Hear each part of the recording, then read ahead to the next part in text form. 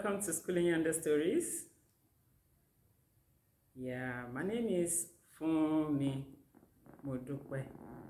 Thanks for joining me today. So today will be not one of those elongated talks. Today will just be brief and straight to the point. And really, what I would like to talk about today is separation anxiety.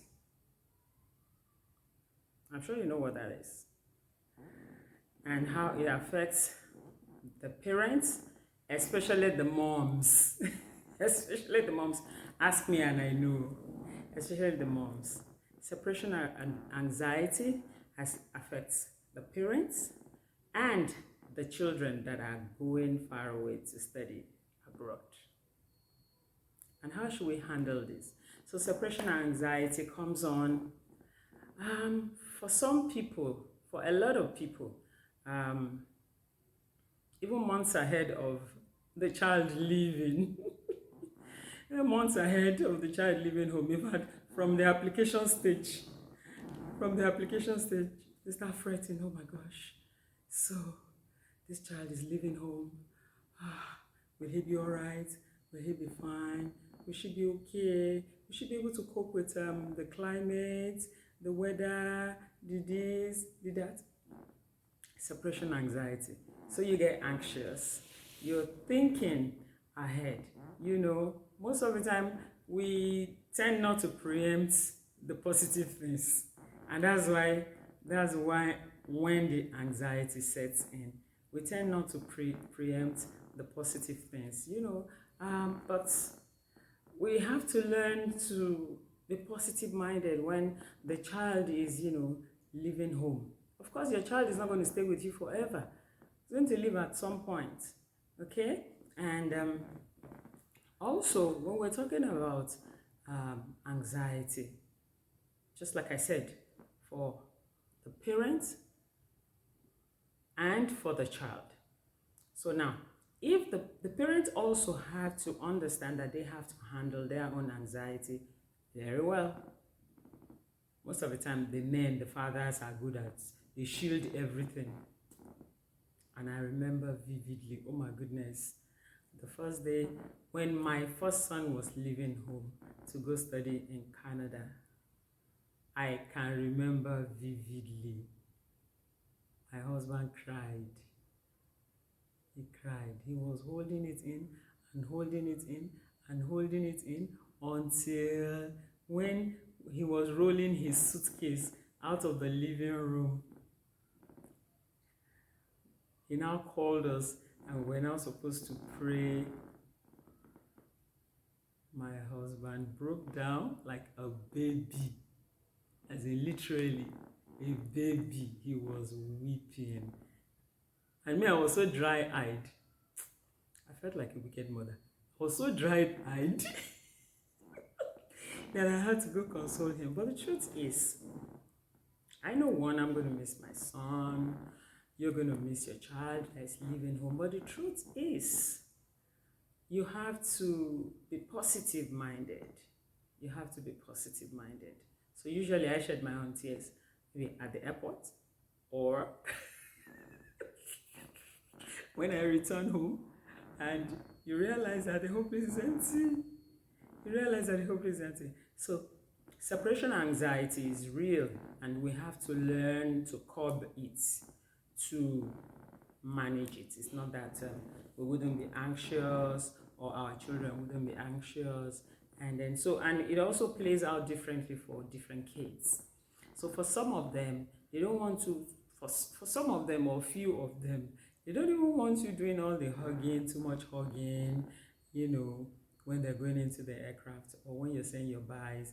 They don't want you to now stand at the airport and hold hands and pray again because they may break down and start crying. They don't want, you know, I think my last son, once he said bye, is bye, and he's not looking back, and you are actually, you know, still peeping and, you know, waiting and trying to do your last wave. You're thinking, will he look back? He doesn't look back. He's just going, you know, and you're like, oh my gosh, can't he just look back? I'm still standing here. You know, But um, so for some of the kids, especially the boys want to handle it the manly way, So they just say, "Mom, don't worry, it's gonna be okay." They don't say much to the dads because in their head they're thinking, "Dad will take care of himself, Jared." you know. But separation anxiety is real, and when the child eventually lands, oh my goodness, I think this anxiety thing is a real thing. Oh, it is a real thing. So it is from home up to flying, and if you're going to UK, it is just mere 6 hours. If you're going to Canada, it is mere 13 hours. Did I just say mere? Ordinary 13 hours or 14 hours.